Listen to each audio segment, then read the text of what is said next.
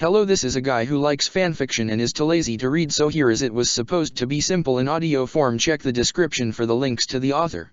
Chapter 11, Careful Investigation. Today, Flayn was on a mission. There was a mystery being hidden from her at the monastery, and she wanted to know the truth behind it. Which brought her to her current task, finding out about the mysterious girl her father didn't want her to meet. Oh, no, wait, she should be referring to her father as her brother. That was important. Though, did she still have to do that now that the school year was over? Then again, there did seem to be students here anyway. Very strange students, apparently coming from Abyss. Or the Abyss. They said it without the article of speech, so presumably it was Abyss. Regardless, Flayn had an important investigation ahead of her. Especially because, despite her best efforts, Seath really was intent on keeping her from actually meeting the mysterious girl everyone was talking about. She's dangerous and unstable and I don't want you anywhere near her, was his firm explanation on the subject. Then why is she at the monastery, was her cunning rejoinder, one which he had no good explanation for. Well, no, he did actually reply to her there. Because Ria's attached to her for some reason. Which really did do much more to raise her curiosity. Why would Auntie Ria be interested in some strange girl from outside the monastery? Especially one who, if she was hearing the whispering from the knights correctly, seemed to be some type of demon. Flayn had never seen a human demon before. She was aware of demonic beasts, of course, but a demon in human shape sounded fascinating to her, so it was only reasonable that she began spying on the new students to see if she could spot the supposed demon. Unfortunately, it seemed she was caught rather quickly. Aren't you, Seath's kid? Oh. No, you are mistaken. Flayn answered the red-headed girl in the strange uniform. I am his sister, not his daughter. You sure? Yes, I am quite certain. My name is Flayn, and who might you be? I'm Happy. Ah, that is a very lovely name. May I ask why you are here, Happy? You appear to be a student, though your uniform is very different. Yeah, I guess it is, she agreed, pulling at the hem of her short shirt. Do you know anything about Abyss and the Ashen Wolves, kid? Flayn frowned. I am no child, Happy. Why, I believe I am most definitely older than you are. You're older than 20. Flayn paused. She was much older than 20, but she was also fairly certain she should not say that. So, you are an Ashen Wolf? Is that one of the academy houses? Something like that, yeah. We're the secret fourth house. Oh my. I had no idea there were secret houses. Happy's lips twitched towards a smile. Yup, we're a big secret, Sparkly. Sparkly. Yeah, your eyes pretty much lit up when I mentioned a secret, so you're Sparkly now. Oh, I see. Flayn nodded. Ah, and there are more wolves. Yup. Other than me, there's Yuri Bird, Bee, and Coco. And I guess Chatterbox now? She's sort of an unofficial member by this point. Ah, I see. You are much smaller than the other houses. Most of them have 8 members instead of 5. Well hey, I don't think anyone would mind if we got new members. You wanna join? Could I? I don't see why not. Come on, let's introduce you to everybody. I think Coco should be over by the library right now. Oh, I know exactly where that is. Please, allow me to lead the way. All right, if you insist. Flayn nodded with a bright smile. This investigation was going wonderfully. Hey Coco, Happy said, raising a hand in greeting to the well-dressed blonde in the library, who was currently sitting at a table with a wide spread of books out in front of her. Oh, hello Happy. Have you come to assist me in my studies? Oh. She suddenly stood, smiling down at Flayn. Greetings. I have not seen you before. My name is Constance von Novelli, of the illustrious House Novelli. Oh, Coco must be a nickname. That would make sense. Flayn smiled and curtsied in turn. Good tidings to you, Lady Novelli. My name is Flayn. It is a pleasure to make your acquaintance. Oh my, how polite. Happy, where in the world did you find this adorable young lady? Around a corner. She's Sita's sister, apparently, and I think she was curious about us. I fully understand then. Come, sit.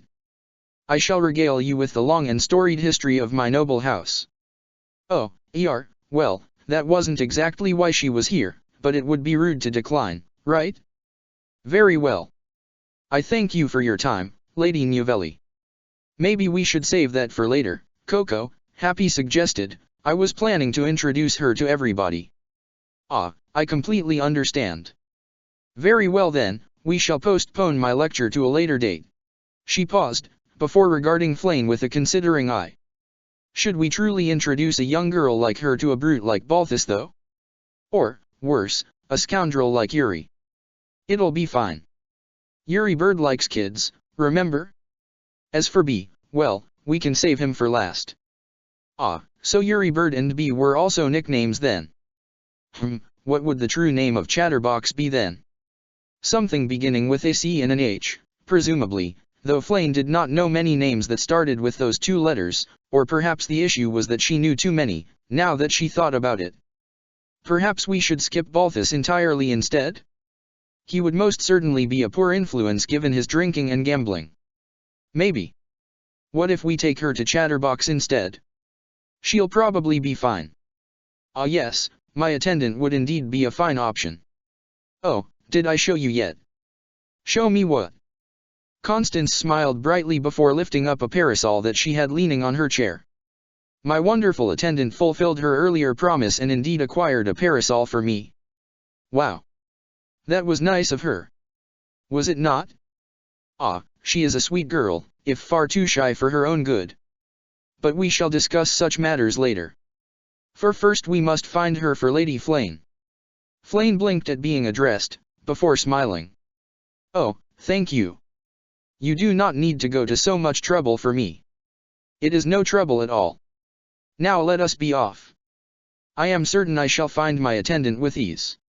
A few minutes later, Constance had a very different attitude about their current quest. I must apologize for my presumptions. To have failed so very miserably in achieving such a simple task, I truly am worthless. Are you all right, Lady Novelli? Flayn asked, staring at the clearly depressed young woman with concern. You seem upset. Coco just gets like this sometimes, Happy said. I guess the parasol doesn't help that much.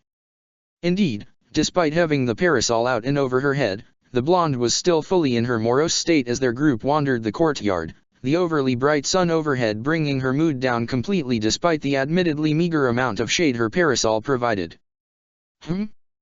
Oh hey Constance, hey Happy. What are you two doing out here? Flayn blinked. That was a very large man. Hey B. We were introducing Sita's sister to everybody. B, this is Sparkly. Sparkly, this is B, Happy introduced, prompting a sigh from Constance. I am unworthy of introduction. Coco, you've already been introduced to both of them. Eesh, looks like Byleth's gift isn't as handy as she was hoping, B commented. Which, if Flayn connected the dots correctly, meant that Chatterbox's name was actually Byleth. Though she also didn't know what she looked like, so, that wasn't that helpful. It is not the fault of my generous benefactor. I am merely too pathetic for her wonderful gift to be utilized to its proper extent. I'm sure she'll be happy you're still using it. Speaking of, hey B, do you know where Chatterbox is? Not at all. But if you girls are looking for her, I don't mind helping out. If you wanna make it fun, why don't we bet on where she is? Really, B? Happy said, looking as if she was holding back a sigh. What's wrong? It's just a bit of fun as we look for her. My apologies, Mr. Balthus, but I do not think it's proper for students to be gambling, Flayn spoke up, a frown on her face. You heard her B, no gambling unless you want her to tell Sita. Happy's comment made Balthus grimace. As if I need that guy on my case. Fine, no betting. Flayn could have sworn she heard him mumble for now, but she refrained from commenting. Well, if you're looking for Byleth, you might as well ask Yuri, those two are thick as thieves. As for Yuri, he mentioned he was going to the marketplace, probably going to be swindling merchants. Oh my, we must go stop him then, he could get arrested. Flame exclaimed, getting Balthus to laugh. If Yuri gets arrested for something like that, then I'll turn myself into my bounty hunters. Careful now B, with your luck you'll end up getting yourself dead and Yuri Bird arrested. If need be, please sacrifice myself in your place, Constance offered, it is all I can do to truly be worth anything to any of you. Flame frowned and reached up to give Constance a pat on the shoulder. You have worth, Lady Novelli. You are far too kind to say so. All right, no more moping, let's go get Yuri. Balthus declared, and thus they were off. And they did indeed find the elusive Yuri in the marketplace, though he wasn't swindling merchants as expected. No, instead, he was juggling. See? Told you he likes kids, Coco, Happy said, watching with some amusement as the leader of the wolves easily flipped a trio of knives between his hands to the delight of a small crowd of onlooking children. Yes, it appears I was wrong as always. But what else could be expected from a failure like me? Right, I can't tease you when you're like this. Heh. Well, don't look now, but I'm pretty sure Yuri just got another audience member, Balthus noted as a wide-eyed Flame crept closer, watching in obvious interest as Yuri added some spins and flourishes to his act, the knives twirling in the air yet always landing just as he wanted them. The crowd, along with Flame, gasped as he caught one of the knives by the blade, before flinging it straight into a barrel nearby. An act he copied with the remaining two knives, piercing straight into and through the wood in a perfect triangle. Yuri took a bow as his audience applauded, before straightening and smirking over at his friends. I thought the crowd was bigger than before. Did you all come by to see me show off? Nah, we just wanted to introduce you to this kid, Balthus said, gesturing towards Flame. That was amazing, the girl in question exclaimed, her smile wide and her eyes bright, before she managed to compose herself. Hello, my name is Flame. Well, hi there, Flame. Aren't you Seetha's daughter? Yes, I am, no, you are mistaken. I am his sister. My mistake then. He strolled over to the impaled barrel and began to work his knives free. So what brings the sister of the monastery's chamberlain over to a rogue like me? Oh, I am here because I wished to meet the students of the secret fourth house. Happy offered to allow me to join and I should get to know my housemates. She did she? Yuri glanced over at his red-headed friend with some amusement, before glancing back at the young girl in front of him. You know she's not the house leader, right? That would be yours truly. Oh. Then I should speak to you if I wish to join. That you should. And while I don't see a problem with letting you join up, I do need to know if you are willing to pay the price of admission. Flame blinked. There is a price to join your house. It's nothing too big, I'm sure a smart girl like you could pay it just fine, but it's still a price to be paid. Very well then. Name your price. He chuckled. All right, new girl, here's the price. You know Byleth? Oh, no, sorry. I have not met her yet. Don't worry, I'm sure you will soon enough. Once you do though, you gotta do something for me. What is it? You gotta be nice to her. She's been through a lot, and she could use more friends. Oh. Then of course. I promise, I will befriend Byleth as soon as possible. That's good to hear. So, you got anything else for me, or should I leave you to your mission? My mission? Oh, I suppose it would count as one then, That reminds me. Have you seen a demon at the monastery? I heard there was a strange new girl who was one, but my brother won't let me meet her. Nope, can't say I've met an actual demon. Sorry. Well, thank you for your aid nonetheless. You're welcome. Now go on, you have a mission to get to. Yes, house leader. Yuri smiled as the girl hurried off. Cute kid. Any reason why you decided to let her join up, Happy? The redhead shrugged. It seemed like a fun idea. Yeah, that works for me. Here's hoping she and our eccentric friend get along. Flame wasn't having much luck with her objectives today. First she couldn't find the demon girl, and now she wasn't sure where this Byleth girl was. Apparently she had a dorm on the first floor, so that meant she was a commoner, but none of the knights were willing to tell her where she was for some reason. Did Seath really just want her not to meet anyone new? Eventually, her meandering investigation brought her over to the greenhouse. Not really because she expected to find anyone in there, but mainly because all the greenery was nice to look at sometimes. It also seemed she wasn't the only one who thought so as she walked in to see someone watering the plants. A young green-haired student who seemed to be reading from a book as she looked over the plants. One that, based on what Flayn could see from the cover, seemed to be a book about gardening. That aside, Flayn smiled at having found who she thought was Byleth, even if she was in a different uniform from the other Ashen Wolves. "Hello there, I hope I'm not intruding," Flayn greeted, putting on her best smile as she walked in. Despite her best attempt to be kind, it seemed to have caught Byleth off guard as she nearly jumped in place. "Oh, I'm sorry." Blinking, Byleth turned to face her. "Flayn. Oh, you know who I am? In that case, am I correct in assuming you're Byleth?" "Yeah, did you need something?" Byleth asked as she got back to watering the plants, moving over to ones that appeared to be pitchers. "I was actually looking for you. As one of the new Ashen Wolves, House Leader Yuri asked me to be your friend." And that got Byleth to blink again, visibly surprised by the news. "You're an Ashen Wolf?" "As of today I am. Happy asked me to join and Yuri allowed me to." "Huh, that's different," Byleth muttered to herself. "He also asked me to be your friend, so I hope we get along as fellow students. Even if the academy is currently closed, that is." Okay. "It's nice to meet you, Flayn." "It's wonderful to meet you as well. If I may, did you plant these yourself?"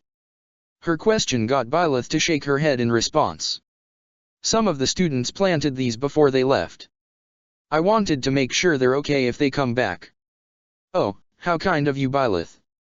I'm sure they'll be quite happy to see them again when they come by. Hopefully. Mind doing me a favor?" "Of course, ask away." "Don't let Happy near this plant," Byleth said, pointing at the pitcher plant. "She tried to eat it before." "Oh, really?" It does not look especially tasty." Apparently she disagrees. Byleth gave her a glance. "Don't try to eat it either." I wasn't thinking of doing anything of the sort." "Good." Reaching over, Byleth patted her on the head.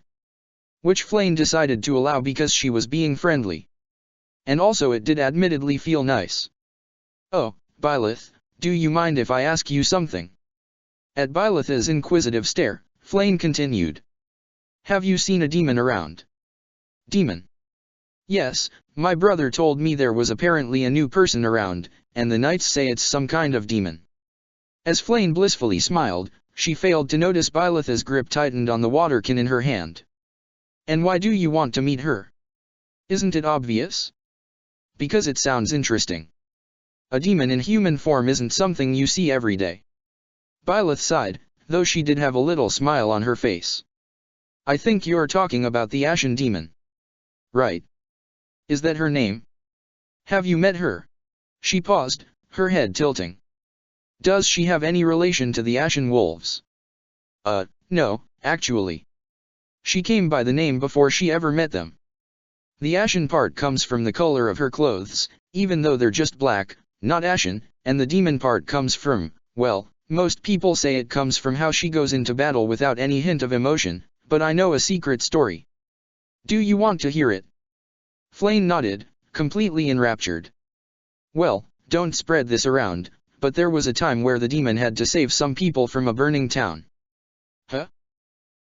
Sorry to interrupt, but why would a demon be saving people?"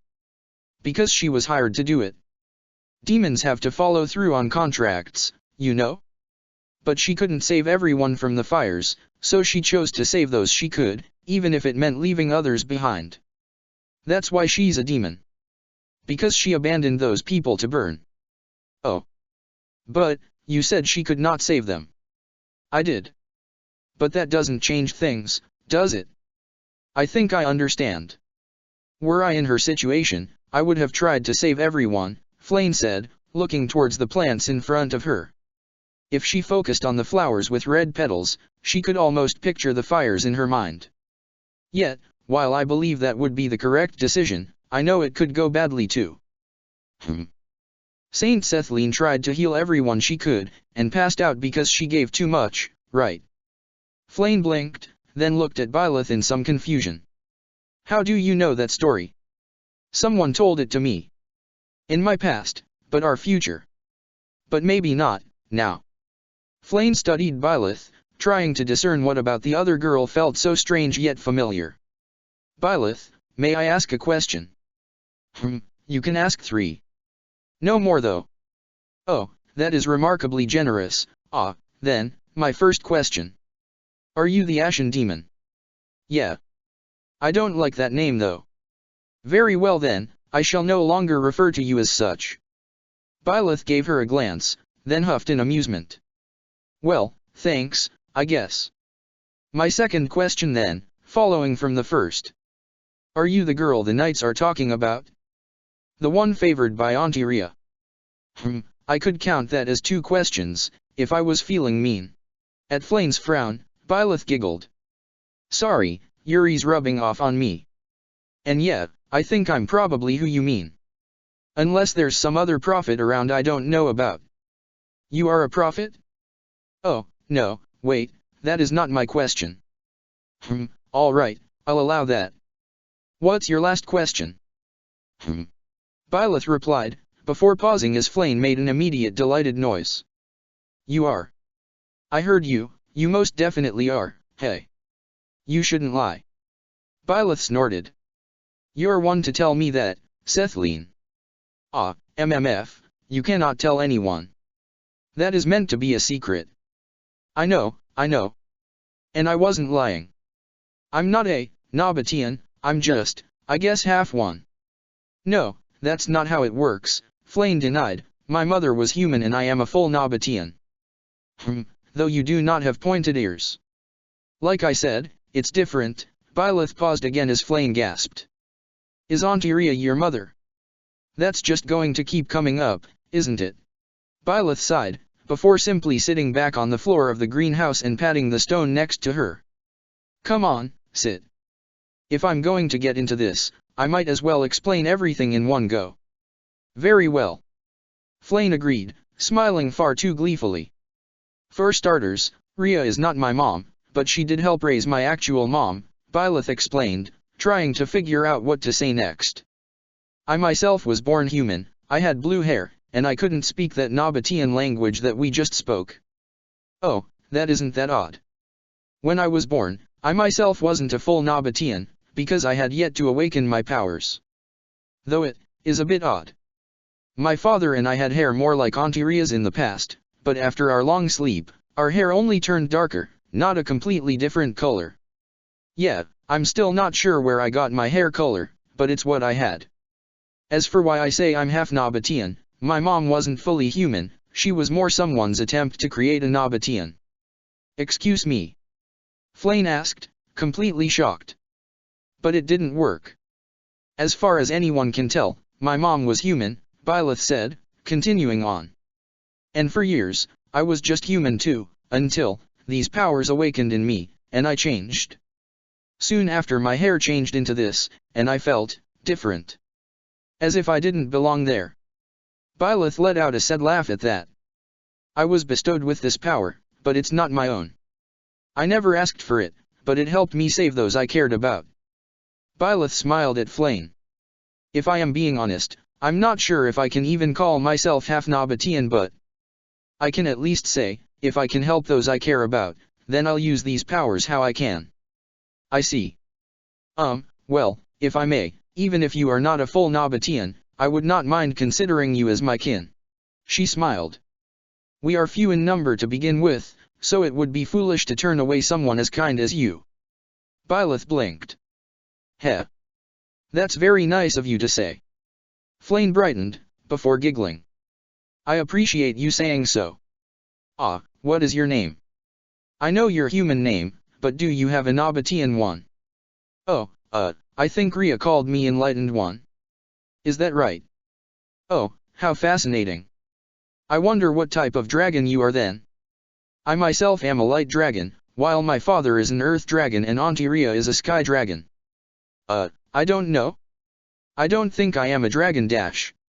You are. Flame nodded very firmly. You most certainly are. Heh. Okay, well would I be an existing type of dragon, or something new? How does it work? Oh, do not worry, I know all of this. I lived quite some time ago, as I am sure you know, and I would be happy to share my greater experience with you. Heh. Alright then. I await your instruction, Professor. Byleth didn't think Flane's smile could get brighter, but she could see some pretty clear evidence that the girl really was a light dragon with how much she lit up there. She settled back, happy to listen along as Flane regaled her with tales of her, of their people. And then Uncle Macule decided to blow Auntie Ria off the cliff. If he had not spent so much time laughing, he probably would have gotten away from her after she got out of the mud. Flane laughed as she finished recounting the tale. Having siblings must be interesting, Byleth said, a small smile on her face. Yes, a part of me wonders how I might have turned out if I had younger siblings to tussle around with. Though I suppose now I have an older brother, thanks to my father's idea. Hey, why do you guys act like siblings? You look young, and Seath looks old enough to have a daughter. If I am to be honest, I'm not sure, but my father told me if I went along with the idea, then I would be able to come to the monastery. It might be emptier than what I hoped, but I'm still glad I came. I'm glad to dash. Flane, what are you doing? A loud voice sounded out from the entrance of the greenhouse, catching their attention as they saw Seath marching in. I was talking with Byleth about our kin, Flane explained, as the elder, it is my duty to keep her informed. I told you not to interact with her, she could be dangerous. There is nothing dangerous about her. As a fellow Ashen Wolf, she is my friend. Ashen Wolf? Have you been interacting with those people from Abyss? Of course, they even let me join their house. Flane, you cannot join that house, they are dangerous. Not that I want to interrupt, but the wolves are nice people. Even if you don't want her to hang out with me, you should let her talk with them, Byleth spoke up. Seath frowned back at her. I wasn't asking for your advice. I intend to keep my sister safe, so I would ask that you no longer. Father.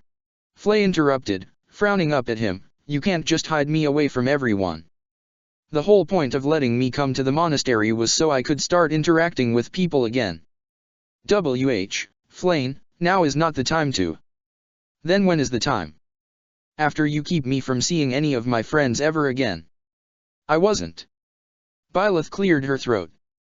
Sorry. Flane, I know you're upset. Your dad is trying to keep you safe. You know that, right? I know.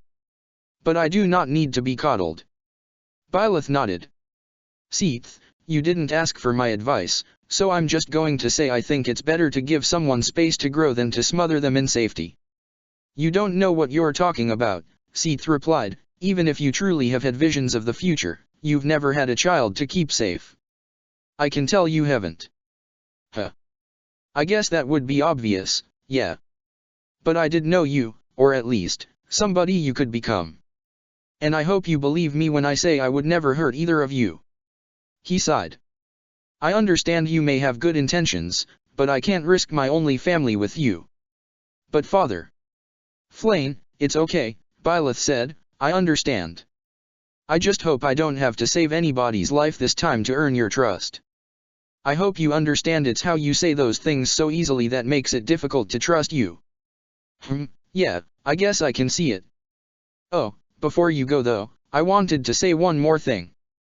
Seath frowned, but stayed put. I'm willing to listen. I forgive you for Gronderfield. He pinched the bridge of his nose as a deep, aggravated sigh slipped out of his mouth. What did I even do to earn your enmity there?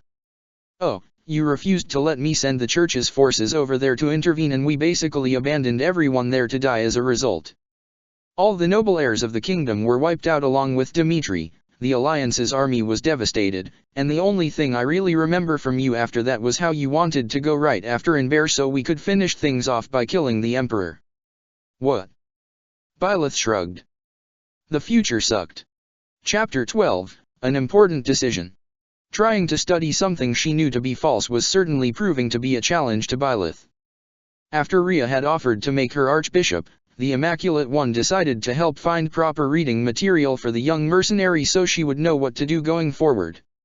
However, said material also included several items that even Rhea herself admitted were complete falsehoods, but that she needed to know to help keep up appearances. Which, sure, Byleth could understand.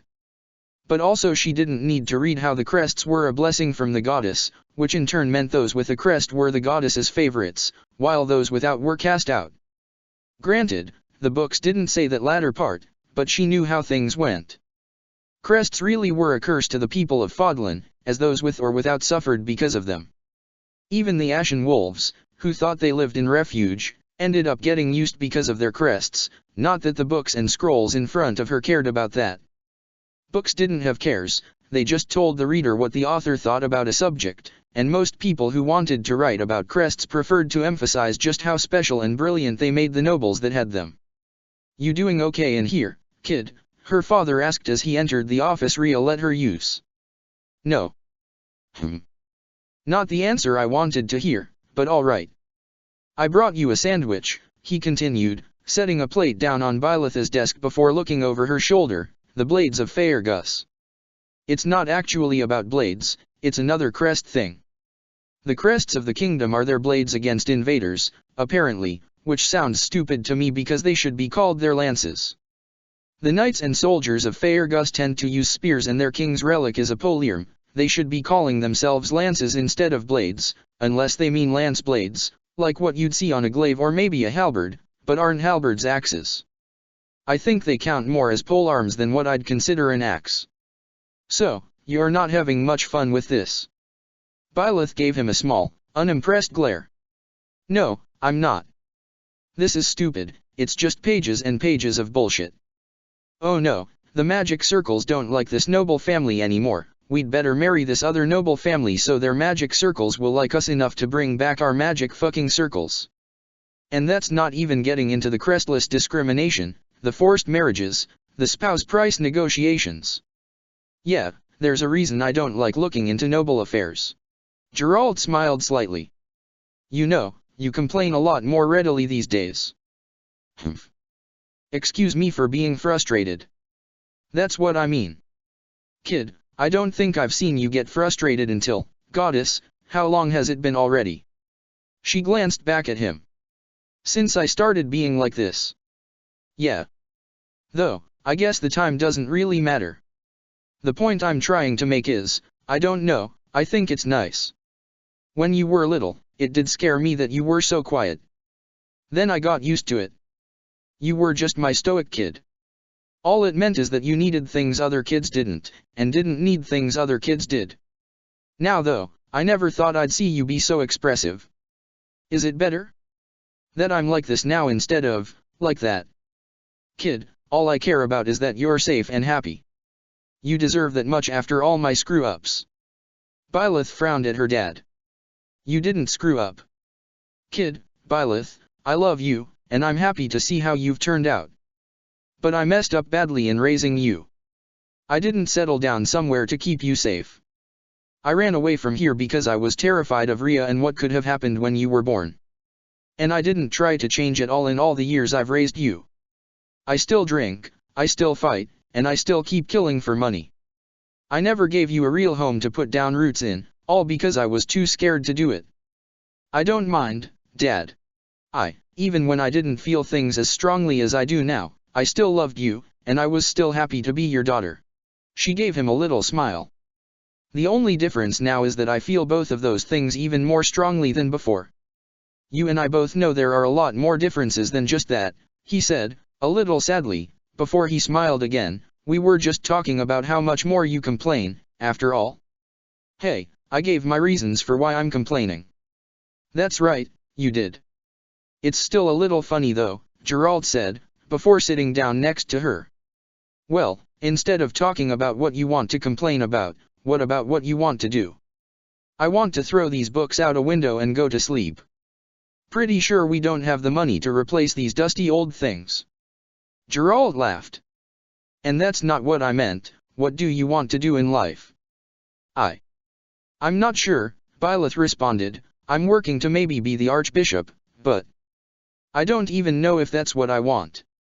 Last time they made the offer, I vehemently didn't want to do it, but now I don't really like how appealing the idea is. Oh. I didn't think I ever wanted to be the archbishop, but now that I can feel all these things, do I want it because I actually want it, or because all these emotions are messing with me? Well, why don't we focus on what you did want to do back then? See if you still want to do it now. At that, Byleth paused as she thought for a moment. I wanted to eat one of every meal from the cafeteria in one day, Byleth stated, completely serious. I only ever got up to 10. I'm really happy you didn't have such a big appetite when we were traveling around. The food here is better, Byleth said, defending herself. Then another thought came to mind. I wanted to keep teaching. You know, I know you were forced to take the job, but I still can't see you being a professor. Neither did anyone else, but hey, I think I did well enough. No one failed her class at least. I never did catch the big fish in the pond. Well, we can still do that easily enough. Set up a day where it's just the two of us fishing. That sounds nice. I wanted to travel.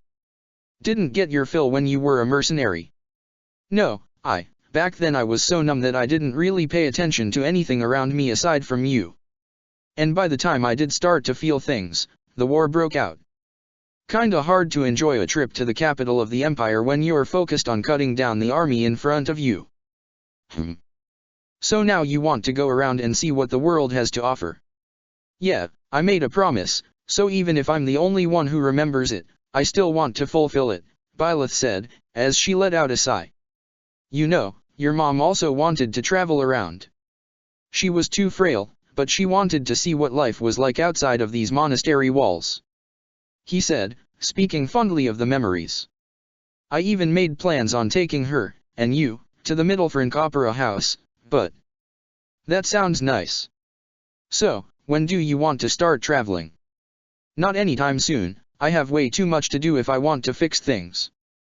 Well, if you're up to hear it, this old man does have some advice.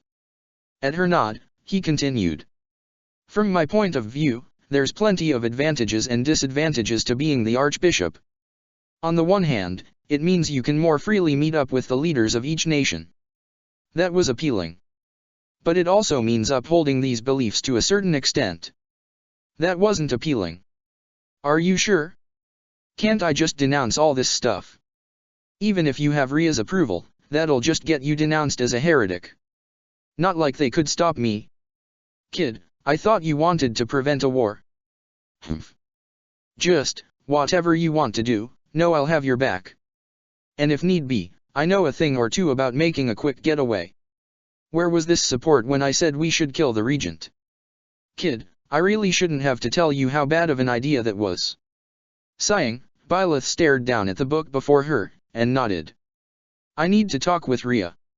Once again, Byleth cursed her emotions for making her feel so nervous. The closer she got to Ria's office, the more she felt her breath quicken, each step trembling more than the last. A part of her was thankful that Seath was in the audience chamber, reading documents of some form, so she didn't have to walk up and knock on Ria's door herself. Why are you here? I came to talk to Ria. About that offer she gave me. And it seemed Seath knew what that offer was, since he let out a sigh. I don't know why Ria thinks this is a good idea, and despite my protests, she refuses to budge. Know this, I will not be letting my guard down. If you do anything that could harm Flayn, I will do my utmost to strike back against you. I wouldn't expect anything else. With a frown, Seath went to Ria's office, and moments later, the archbishop came out. Hello Byleth, have your studies been going well? About as well as they can be. I'm glad that you are still trying. Taking a moment, Byleth took a deep breath. There is something we need to talk about. Go on then, Byleth. The crest system cannot stay, Byleth said, trying to remain strong. Too many people are suffering from it, both those with and without crests. It doesn't matter if it's labeled a blessing if it means that their destinies are set the moment they learn whether they have it or not. A girl wishing to be a knight can do nothing as her father wants her to marry since she's the only one of her siblings who has a crest. Another girl can only pray, wondering why the goddess punished her with a crest said to be accursed. A boy grew up being scorned by his brother for having a crest while those around him only viewed him as a stud fit for breeding. More and more people suffer because of this system. And what exactly do you intend on doing? The doctrine of the Church of Syros has been upheld for over a. If we don't do anything then a war will break out. Byleth yelled, cutting Seath off. Even if things have changed, a war is inevitable. For all I know, this one could end up worse than the war I experienced. From what you've said, that sounds hard to believe.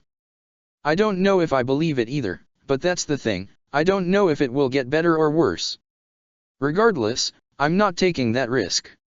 And what is your plan, my child, should you take this position? Rhea asked. Any reforms you might put in place may take years to take hold. I know there's only so much I can do, even if I have you two helping me, she smiled for a moment. But, having the assistance of the leaders of the three nations can help greatly, no. Chapter 13, Interlude, an announcement. Despite all the time she spent preparing to become emperor, Edelgard von Hresvelg truly did not anticipate how infuriating the position could be. Yes, Counts Herveying and Berglis were now on her side, but the two were still self-serving at best, and most of the minor nobles were the same, if not even worse. That wasn't even mentioning Varley, who was a different mess entirely. What she wouldn't give to just be able to laze around eating sweets all day. My, Lady Edelgard. If you sigh any harder, you'll end up blowing those papers to the floor, Hubert chided as he brought her a cup of tea. Don't tempt me. Even if it's to use Count Varley as a scapegoat, I still can't believe I have to ask the church for its blessings with establishing the Southern Church. If we are to keep up appearances for now, we have little choice, I'm afraid. I know, speaking of the church, have you heard anything new from there? Many things in fact. The most prominent being that of a med prophet. The young emperor paused, looking up at her closest confidant. Excuse me. It appears shortly after the academy was closed, some madwoman came in with delusional ramblings about the future. The oddest part however, is how she seems to still be there and hasn't been labeled a heretic. Yet, that is. Do you know anything about her? Edelgard asked, making Hubert frown. That's the infuriating part. It's as if someone is intentionally making it difficult to learn anything about her. My informants have been irritatingly vague in their reports. Some say she is a demon, others claim she is a mercenary, at least one says she's a student of the academy. The most preposterous are the rumors claiming she is a descendant of the archbishop herself. Taking a deep breath, Hubert looked at Edelgard. But there are two things I can ascertain for certain. That the Blade Breaker was seen escorting her to the monastery, and that she speaks of a war that has yet to come. Edelgard paused for a moment at the mention of the Blade Breaker, recalling Shay's particular interest in that specific mercenary, before focusing on that very important detail at the end. You don't think she knows of our plans, do you? That, I cannot be certain, but we must take precautions. For all we know, this may be a plot by those who slither in the dark. Lady Edelgard! Shouted a voice, cutting off Hubert as the doors to the office were slammed open. Monica? What's the problem? Yes, regale us with what you have deemed so worthy as to enter Her Majesty's office without permission, Hubert asked, glowering at Monica as the redhead was catching her breath. The church. Something big happened. Monica said as she tried to stand straight. They sent a messenger. The Archbishop has announced that she's stepping down and has already chosen her replacement. Edelgard blinked. What? The Archbishop is stepping down? Dmitri Alexander Bladdid, the newly crowned king of Faerghus, asked, his eyes wide as he stared up at his best friend/attendant. According to the missive we received, that does appear to be the case, Didu answered. It seems she has a replacement in mind already as well. May I see the letter? Once his friend handed over the announcement in question, Dmitri felt a frown coming to his face while he read it over. I can't say I ever expected this. How many years has it been since Lady Rhea took the position? I do not know, Your Majesty. Right, my apologies. Sometimes I forget, never mind. He sighed, sitting back in his chair. There's no mention of who she plans to take the position, just something about an individual who received a divine blessing from the goddess. Do you think everyone has received a letter like this? Perhaps. It appears to be important, but you are the king, Your Majesty. It wouldn't surprise me if you're the first to know. I suppose that's true, he sighed. This is going to disrupt things. It seems it was too much to hope that there would be no major changes in Fodlan while I tried to stabilize Faerghus. It is not necessarily bad news, Your Majesty. You could see this as an opportunity. Dimitri let out a short laugh. Not quite bitter, but not hopeful either. I can't see how I can. Who would try to take advantage in this situation? So, how can we, take advantage of this? Claude von Regan, newly appointed Sovereign Duke of the Alliance, asked, glancing up at his current assistant. How should I know? Judith asked, raising an eyebrow at the young man. I'm not one of the great house heads, remember? I know, but you're practically my advisor right now, right? So advise. I don't remember being appointed to that position. It's an honorary thing, I'm allowed to do that, Claude said, before glancing at the letter on his desk again. I have to say, for an important, official missive from the Central Church, this is pretty vague. Do they usually keep the identity of the next archbishop a secret like this? Do I look like I would know that? I barely remember when the current one was appointed. All we lesser nobles tend to get is a letter telling us there's a new one, so this seems about standard to me. Do you have any of those letters? Judith shook her head. I doubt it. There's no real reason to keep it around, and like I said, I'm pretty sure I wasn't even leading my house when Rhea was appointed. When was she appointed? Do you have a specific date? She sighed, thinking. Not off the top of my head. I'm pretty sure she officially took the position on St. Cyro's Day, like the previous archbishops.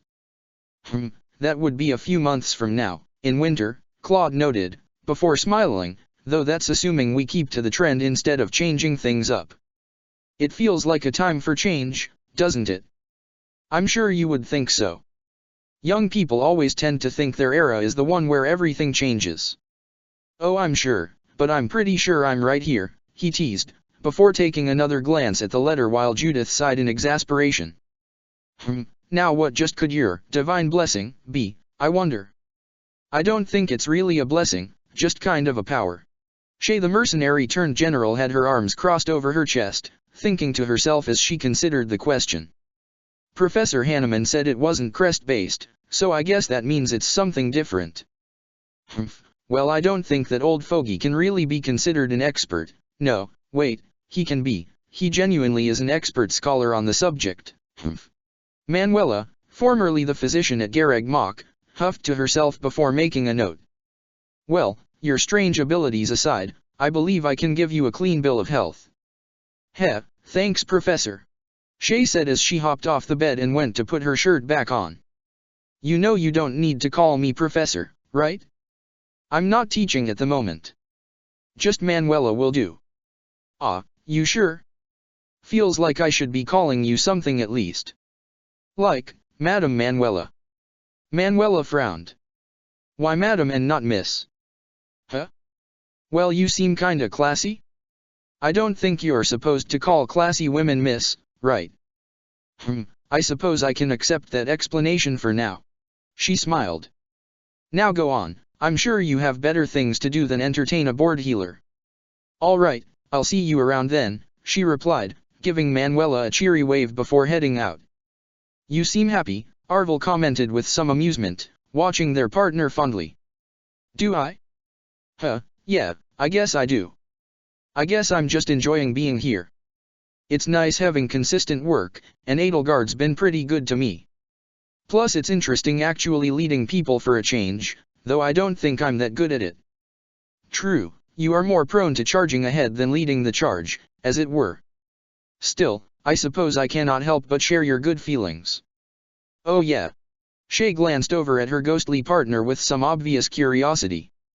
Why's that? I'm not entirely sure myself, but it feels as though there's a change in the air. Arvel smiled in turn, buoyed by their partner's positivity. One that I can't help but feel marks good fortune for our future. Chapter 14, The Reality of the Situation. If you truly wish to be the Archbishop, you'll need to be ready for all the responsibilities that position entails. Those were the words Rhea gave Byleth once she made her decision, and they were words the former mercenary took to heart in the ensuing months. While she would have happily headed out to go visit the surrounding nations, she did have it pointed out to her that basically all of them were in periods of transition and instability, so heading over for a visit would probably be a bad idea. Which did kind of go against her past instincts as a mercenary, since trouble always meant more people willing to pay for protection and bandit hunting, but she was supposed to be the Archbishop now, so a re-evaluation of priorities was in order. And one of those priorities happened to be discovering the truth of the monastery and dealing with the true power behind the central church, the hidden cardinals. Considering the first member of their group that she'd met was Aelfric, she had low expectations for the bunch. "Aren't you going to come in with me?" she asked Rhea outside the room she used to hold meetings in once upon a time, which apparently was intended for the cardinals originally before Seath commandeered it for war planning in the future. She briefly wondered if any of them minded having their room stolen, before shaking off the thought. "No, I think it would be better if you met them on your own," Rhea explained. "You should form your own impressions without my presence coloring things, and they should get a good sense of your bearing without my interference. I guess, well, see you soon." She smiled. "Of course, child. I will always be happy to see you again." Well, that made her feel weirdly fuzzy, so she just opened up the door and entered. Thinking about it, this really would be her first meeting with the cardinals. She never actually met them in the previous timeline, well, aside from cutting them down when Rhea went crazy, so hopefully this would be a better first meeting. She didn't expect to find them standing in a darkened room, huddled close to another as they whispered. "Oh great, more bizarre cultists," Suthies groused. Why in all the stars did Rhea think this was the best way to organize a religion? Byleth decided to ignore that in favor of clearing her throat to get the attention of the cultists, the cardinals. "Ah, hello." The white-robed figures paused in their discussion, before straightening and turning towards Byleth, who felt a little wary as she saw the golden masks they all wore, fully concealing their features from view. "Greetings, Your Eminence," the lead cardinal said, their hands hidden in their robes as they bowed their head to Byleth, who felt herself getting tense at the low, ominous tone. "Greetings. Is this, you are the cardinals, right?" "Indeed we are, Your Eminence. And I believe you have come to speak with us on matters of great importance." Byleth took a breath to steady herself, trying to stay firm. "Yes, I did. I was told I should speak with you about your duties to the church." "Of course. If you are to ascend to the position of Archbishop, it is only right that you speak with us. Speaking of, what's the backstory we're going for here?" Byleth blinked. What? "You know, your backstory. We need to figure it out soon considering there are already rumors spreading," another cardinal spoke up in a far less low and menacing tone. Really, he sounded kind of casual. And, strangely familiar too. Wait, what rumors?" "Oh, nothing that bad, don't worry about it," the oddly familiar one reassured, before raising a gloved hand and counting them off. "Now let's see, there's the prophet rumor, which Lady Rhea has chosen to confirm, so we'll have to factor that into things. The rumor that you're Lady Rhea's daughter, which might be inconvenient in some aspects and useful in others.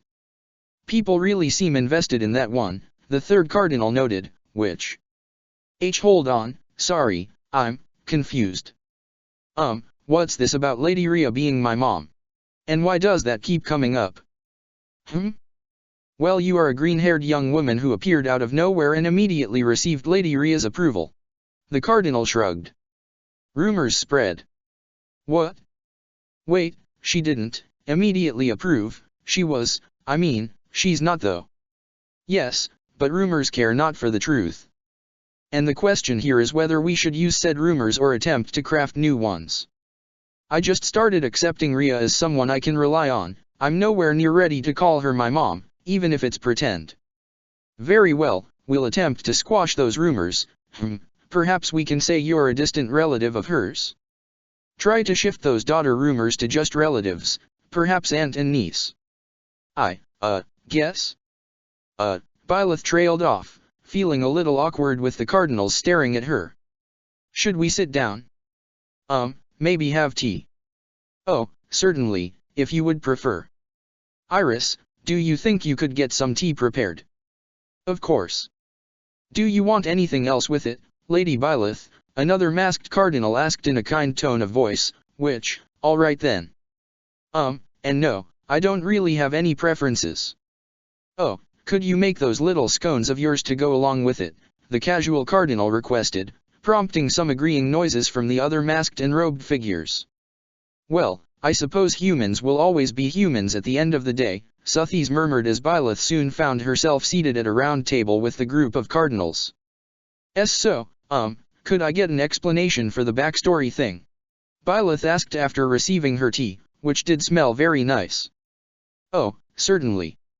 My apologies, I forgot you genuinely are new to this, the menacing cardinal, who wasn't really that menacing the more he spoke, said, to be clear, you really are just 20 years old, correct? Yeah, well, yes. I think you should know most of my actual history, right? Certainly. You were born to Captain Geralt and Miss Citrai on the 20th of Horsebow Moon, 1159, and then the captain ran off with you. You lived as a mercenary until you received a divine revelation from the goddess and returned here. Which isn't a bad story by any means, another cardinal pointed out. We don't normally give too many details for Lady Rhea's histories, since it's good to keep her at a distance from the unknowing, but we do need something to keep too many people from poking around, wondering why the Archbishop hasn't changed in 1,000 years.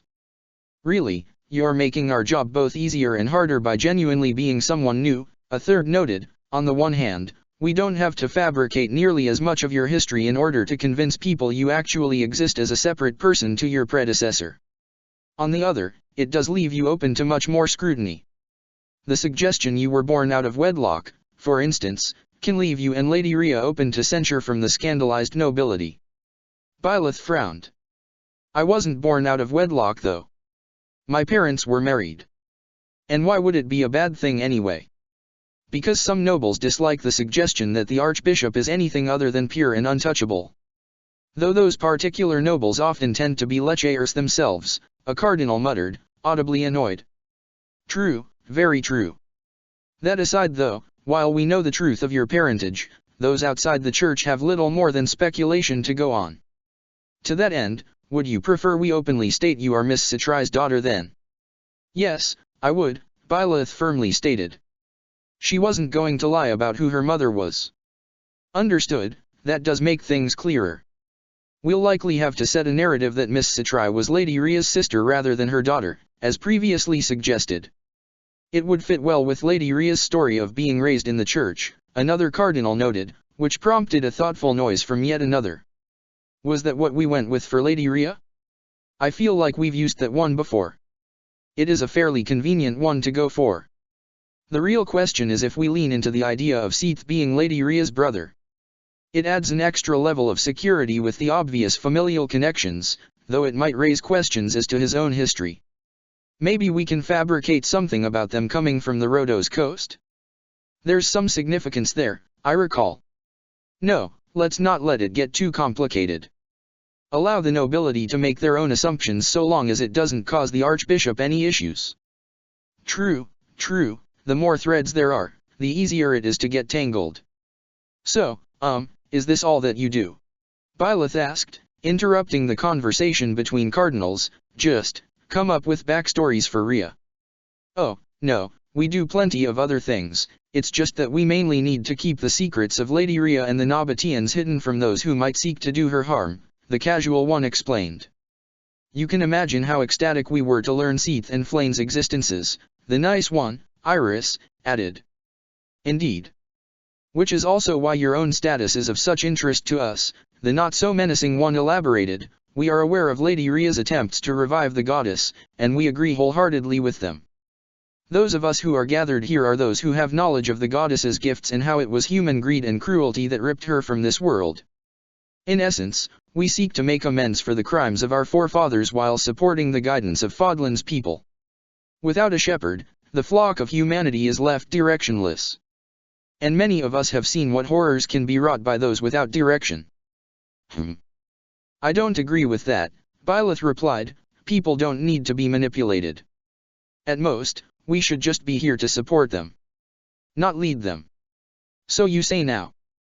But I digress. We are not here to debate the ethics of our positions.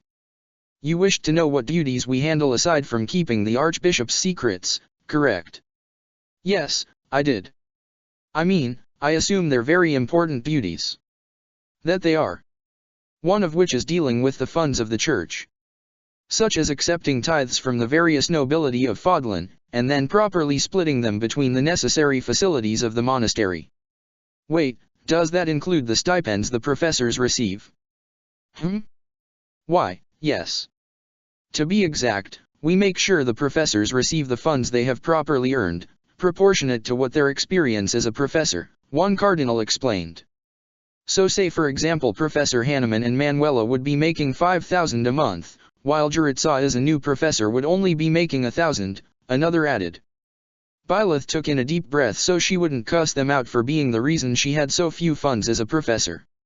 So many times she had to take extra missions and dip into her own funds just to afford proper equipment.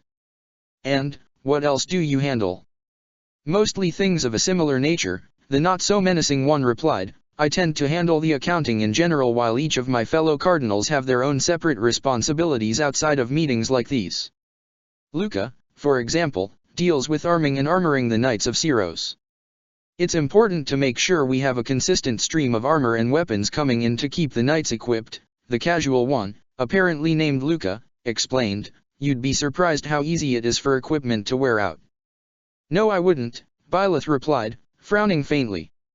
Not at his statement, but at how the mention of weapons combined with his familiar voice was tickling at her memory. Oh, right, you were a mercenary. Well then you would definitely know then, he noted before the menacing one continued. We also have to keep track of food supplies, medical supplies, maintenance for the monastery, event planning, mail sorting, receiving missions from the nobility, stocking the library. Seath took over on censoring the books though, so that was handy. He could stand to be a little less enthusiastic about it though, Iris noted. I swear, we've probably lost a few decent tomes in his purges. Well, they're bound to be in Abyss somewhere, so it's not like we lost them forever. Anyways, you were saying, Bernhard. Oh, yes, managing Abyss was one of our duties too, one that Aelfric chose to take up once he joined us, and, well, you saw how that went. We probably should have kept a closer eye on him, another cardinal muttered, before bowing his head towards Byleth. I apologize for our colleague's conduct, Lady Byleth. Oh, you don't need to apologize. I handled things. I guess. It should not have gotten to that point though, and for that you have my apology. Really, we've been missing a lot of things lately, Luca noted. We should have caught that there was something wrong with Arundel, given he stopped sending tithes when he'd been a consistent donor for quite some time. I suppose we blamed it on the chaos of the insurrection, Bernhard mentioned, before sighing. Those were turbulent times. A soft coup in the Empire, a royal assassination in the kingdom, and then you add in Duke Regan's death in the Alliance. We should have been more on top of things. Those events didn't relate to the Church though, a cardinal pointed out. It was beyond our purview. I suppose, regardless, what happened did happen, so we must work from this point forward. Bernhard nodded towards Byleth. If you would have us, of course, Your Eminence. I'm not going to get rid of you all, Byleth assured. I know the work you're doing is important to keep things running. I don't agree with how the Church is being run right now. There are too many secrets. I mean, I never even learned any of your names the first time around, and I was leading the Church's counter-offensive. Likely because we still kept to the shadows. It is our place to operate among the clergy without our identities being known, whether it be as knights, priests, monks, or even members of the staff. I imagine in the visions you saw, we simply kept to our duties, as we always had. Members of the staff. Wait, that's where I know you. You're the armorer, she exclaimed, pointing at Luca. Oh, yeah, I am. He didn't seem bothered by her revelation of his identity. My job is mostly the same as a cardinal, so I figured why not just make it my disguise too? It's more convenient that way. Wait, are all of you just staff members? Well, we are employed by the church, so technically yes. Byleth worked her mouth silently, before pausing and pointing to Iris as another revelation came to her. You're the head chef. Oh, yup, you caught me? She giggled. I suppose I did give it away a little. Byleth turned her attention towards Bernhard, staring silently at the cardinal until an idea came to her. Are you the fish keeper? Huh, I'm both surprised and impressed that you guessed that. I didn't even do anything to give it away, did I? No, just, it made sense. Huh. She looked around the table, confused and thrown off by the sudden revelations. Why do you do this? Did Lady Rhea already explain how she graced us with the gift of immortality via imbibing her sacred ichor? She didn't explain it to me, but I already know you drink her blood. You don't need to make it sound pretty. Bernhard cleared his throat. Quite. Well, you know of our origin and cause, and the issues that would arise were we to make it obvious that we were ageless beings. So, yes, that's exactly why we do this. Yeah, I guess that was a stupid question, Byleth murmured, before glancing over at Suthies, who looked distinctly unimpressed with everything going on here. The goddess noticed her looking and huffed. Don't look at me, I don't want to be involved with any of this nonsense. Right, okay, Is one of you the gardener? Well, Gajus is a gardener, though the actual head gardener position is currently filled by an uninitiated member of the church. The mentioned cardinal shrugged. I didn't feel like getting back into gardening politics. Better I just focus on my agricultural work. I don't know what that means, but good for you, Byleth responded, before taking a small breath. Okay then, are there any other duties I need to know about? Well, if needed, our female members, such as Iris, can take over as interim archbishops if you ever need to fake your death, Luca explained. Okay. Why would I do that? Byleth asked. To assume a new identity. It's what Lady Rhea would typically do every generation or so. I see. And, hold on, there's never been a male archbishop. Nope. Lady Rhea's a woman, after all, so we prefer to keep things consistent. Cuts down on the nobility getting dangerous ideas like, oh, maybe I could become the king archbishop, or some nonsense like that. Being mysterious and insular has kept things largely stable, Gajus added. We've only had a few schisms, and that's pretty good for an institution with such a long history. It's a shame we couldn't have installed ourselves as the bishops of the West, South, and East though, Iris mentioned. It would have made things more convenient in some ways, though the cons unfortunately outweighed the pros in that circumstance. I mean, sure, the Eastern Church doesn't have a standing knight force and the Southern Church got shut down after it tried to rebel, but hey, at least the Western Church is okay. Right, Byleth responded. By the goddess, what did they do? Alright, well, maybe check to make sure they aren't planning to assassinate Rhea or talking with a lord named Lonato. And also if they are, let me know. I already got the Sword of the Creator, so hopefully we can avoid any tomb raids, but it might happen anyway since I don't know for sure whose plan that was. The cardinals just stared at her for a moment, before one of them cleared their throat. Told you it was only a matter of time. Shut up, Marcel, Bernhard complained, before nodding to Byleth. Thank you for your wisdom, Lady Byleth. We appreciate your willingness to aid in protecting Fodlan through sharing your divine knowledge. Byleth took another breath as she considered the mixed feelings his praise gave her. I still think things need to change. I don't like how the church is run and I don't like the crest system. That is understandable. The world we live in is imperfect, for it is human nature to be imperfect. Only through labor can we ever reach the grace of the goddess. Bernhard removed his mask and lowered his hood, leaving only an ordinary man staring at Byleth with a small smile. You hear her voice, Lady Byleth, and I am aware then that she likely disapproves of the manner in which we act.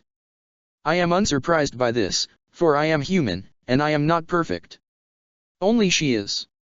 And while I know I am not worthy of her grace, I still hope I can do right by this world she has given us. With that, he folded his hands and bowed his head, and the other cardinals soon followed suit, all bowing in deep reverence to Byleth, of all people. She couldn't help but look at Suthies in this moment of unexpected piety, and the goddess looked the most uncomfortable she had ever seen her. "If I ever take over your body once more, make sure to remind me to talk with Rhea again about her cardinals. I think they might genuinely be worse than her when it comes to the whole blind faith thing," Suthies muttered once they left the meeting. Ah, yeah. She really didn't have more to say there. She did have a better idea of what the cardinals actually did, and it was clearly important stuff. It's just the whole secret identities thing they have going on is kind of silly, isn't it? The only reasons for a person to hide the truth of who they are is to escape persecution or escape consequence, and while I can agree Rhea needed the former, I have my doubts that these cardinals of hers have ever been under any true threat. Hey. A new voice caught her attention and Byleth turned to face whoever was now talking to her. Then she looked down, because that was a kid talking to her. Well, maybe a teenager, but the dark-haired and tan-skinned kid was kind of on the shorter side. Oh. Hi. The kid seemed unimpressed with her. "You're supposed to be the new archbishop, right?" "Yeah. Well, I'm going to be." "What happens to Lady Rhea then?" I think she's still going to be around. She offered to advise me. After that, I don't really know." The boy's stare was oddly intense. "I'm not going to make her leave." "Good. Don't bother her." "I'll try not to," Byleth muttered, staring at him. "You're Cyril, right?" "Yeah. Well, like I said, Rhea will be staying here. She'll probably need plenty of help, which I'm sure she'll appreciate." Byleth paused for a moment, a faint memory tickling at the back of her mind. "Wait, do you know how to read or write? And what if I don't?" "Right." Reaching down, Byleth grabbed his hand and led him away. "We're talking with Rhea." Cyril frowned at the weirdo taking him by the hand, but, well, she was planning to go see Lady Rhea, so he decided to put up with her for now. "Fine, but this better not take long. I need to get back to work." "You work here?" "I do chores." "Are you paid?" "No. Why would I be? I'm earning my keep." "Never work for free," Byleth repeated her father's most emphasized lesson as she led the teen along to find Rhea. "Lady Rhea took me in, I don't need payment," Cyril argued, and Byleth would have tried teaching him better, but she didn't really feel like arguing with a teenager. Soon enough, they were in Rhea's office, who was surprised to see them. "Child? Cyril? Did you need something?" "We need to teach Cyril and anyone else who needs it to read and write." "Excuse me." Blinking, Rhea glanced at Cyril. "Are you illiterate?" "Rhea, did you really not know?" "I had assumed he was taught when he was working for the Goneril family," Rhea responded with a frown.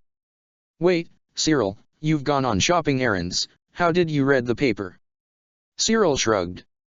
"Someone else read it for me, or I just got in trouble for buying the wrong thing." "Cyril, why didn't you tell me?" "I didn't want to bother you." "Cyril, I am sorry that you felt you could not approach me with this issue." "I will." Professors Hanneman, Manuela, and Juritsa already put in leaves of absence once the year was cancelled. "I could teach him," Byleth offered, prompting a pause from Rhea. "Child, you will already be busy in the coming days." "But I won't be busy all the time. You're still the Archbishop right now, right? So I'm not assuming your duties just yet, and that means I can teach Cyril." Rhea glanced at Cyril. "Are you okay with this arrangement?" "I guess. As long as it doesn't get in the way of my chores." "Oh yeah, you should also pay Cyril," Byleth said, prompting an annoyed noise from the boy. "I don't need to be paid. You need to save up money so you aren't working for the rest of your life."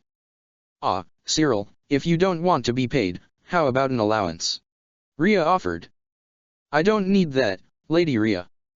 "Well, I'm going to give you one anyway," she decided. Byleth nodded. "Good. And we can figure out when we'll start our first lessons later. And also make sure to figure out who else will be in the class." There were plenty of people in Abyss who might need help. Either way, It's be nice to become a professor again. Preparing for becoming the archbishop took many things, as Byleth learned. First and foremost were etiquette lessons, since she had to maintain an image. She had to be the personification of grace and serenity befitting of her position. So Yuri couldn't help but have questions when he walked in on her wearing a very ornate dress, with her hair curled in ringlets. Oh ho ho ho ho.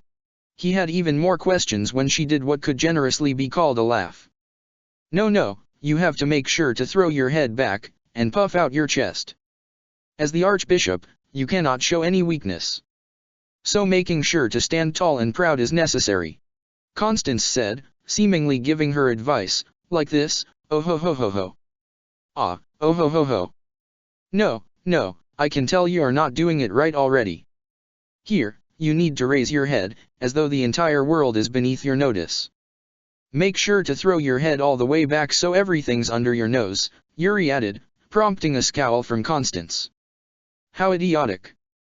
I am guiding Lady Byleth into being a proper lady. Not some sort of pompous pillock. Sure. He glanced over at her, taking in the very Constance style of gown Byleth was wearing. Well, at least you've guaranteed everyone's eyes are going to be on her. Or at least on her chest. Byleth blinked, before her face warmed and she glanced down at the rather deep neckline of her gown. The other ones didn't really work. How's that? The buttons kept breaking. Anyway, why are you here? Just checking in. It's etiquette lessons and I know what shady lady is like. Anyway, what's this about buttons breaking? Constance huffed, choosing not to remark on his comment. Everything is fine, I just miscalculated on her measurements. We'll do better next time. And besides, the church is paying for everything, so I have quite the budget prepared. And does this budget take into account how our cute friend is the archbishop and won't be wearing fancy dresses since she's supposed to be a holy woman? You are infuriating. I hope you know that. I try my best. It's still nice dressing up, Byleth said, smiling at them. I didn't really get to do this before. See, this was all worth it. Though maybe the ringlets are a bit much. She winced a little at Constance's crestfallen expression. Sorry, I'm just not used to this kind of thing. I prefer keeping my hair loose. No, that's fine, I can understand it is a matter of your preferences, still, it does seem like a waste not to style your hair with how much of it you have. Well maybe we can try a different style later. Byleth offered, immediately making Constance cheer up. Well, for now, why don't we just focus on actual etiquette? I know we still have a few months before the delegates arrive for your ascension ceremony, but we should make sure you're ready. Oh, I think I'm already prepared for that. I know exactly what I'm going to do. Oh. Yeah, once the Emperor arrives, I'll invite her to some tea, and after we talk a bit I'll make sure to explain everything. Then once we come to an understanding I'll give her the gift she likes. Okay, that. Yuri sighed. You do know that it's not just the Empire coming, and that the Emperor herself will be sending a delegate, right? Oh. Also, what gift were you going to give her? An armored bear plush. That's going to be taken as an insult. What? No, it's not, it's her favorite. Byleth knew that for a fact since she remembered seeing all the plushes she gifted Edelgard neatly resting on her bed when she came by to ask advice for the Battle of Eagle and Lion. She is also the Emperor, and giving her a child's toy can be taken as an insult. She's not a schoolgirl with a crush on her professor. She's not she doesn't have a crush on me. Byleth tried to argue. Right. Though as she thought of that, her mind couldn't help but remember one day, at a tea party, where Byleth had reached over to brush some crumbs off her cheek. Despite admonishing her, Byleth remembered Edelgard getting flustered and unable to meet her eyes without her face getting flushed for the rest of the day. Oh goddess, I killed someone who loved me. She could feel her thoughts start spiraling, unable to get past the sudden revelation that not only was she a horrible murderer, but that she'd killed someone who genuinely loved. Oh damn it all, Yuri, look what you did. Constance complained, though her ire was tinged with worry as Byleth started to crumple. Right, should have realized that would set her off, he muttered, before moving closer to Byleth along with Constance.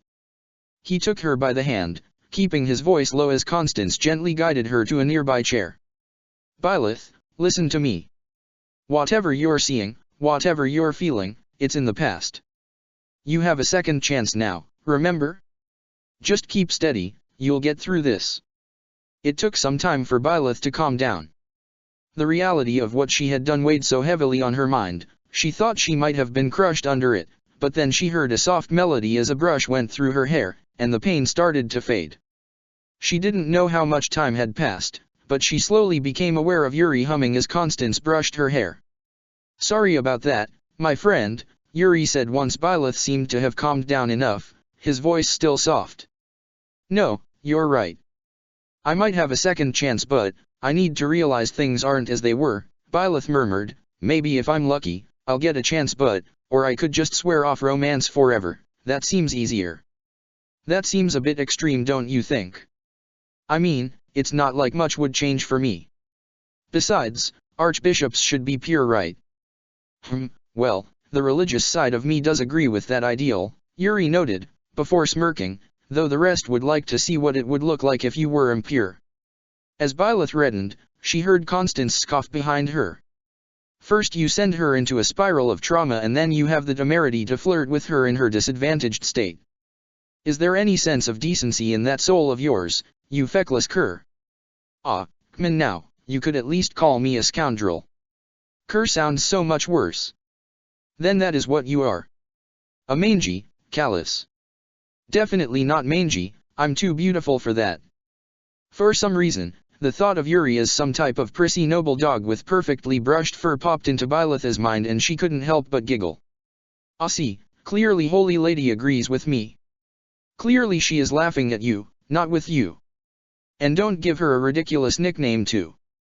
As the two continued to bicker, Byleth managed to calm herself down. Well, hopefully I can keep from spiraling during the meeting. You needn't worry even if you do, Constance assured, as the future archbishop, none of the blame can fall on you. What do you mean? Very well, a quick lesson. Nobility, and those of similar position such as yourself, cannot admit fault unless it is in a circumstance where they stand to lose more by refusing to admit fault.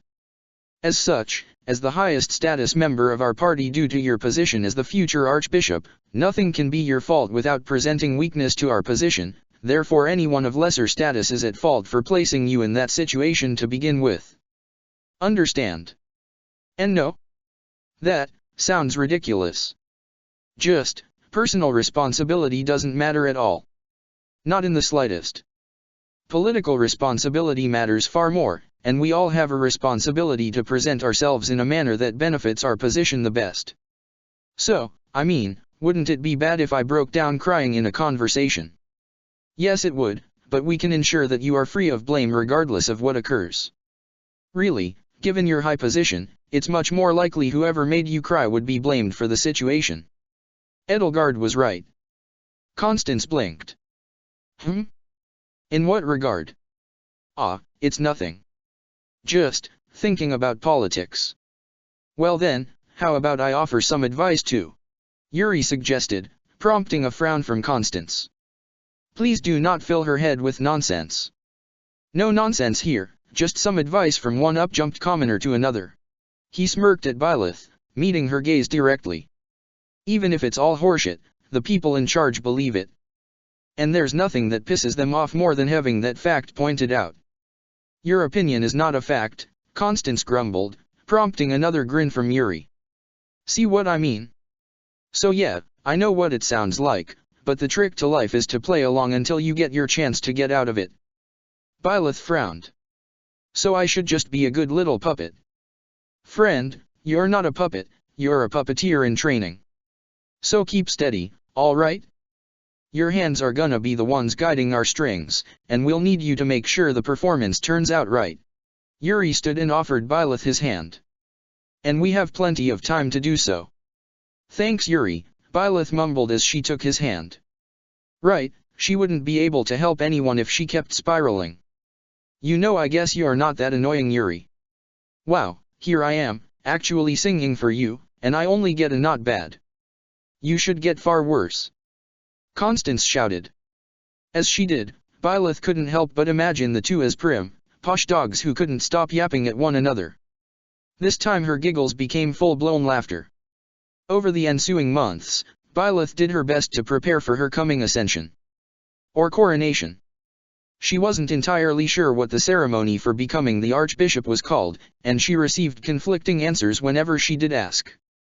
Regardless, it wasn't an easy task to become the most important religious figure in all of Fodlan, and much of her days were spent studying up on ceremonies and practices that would be necessary for taking the position.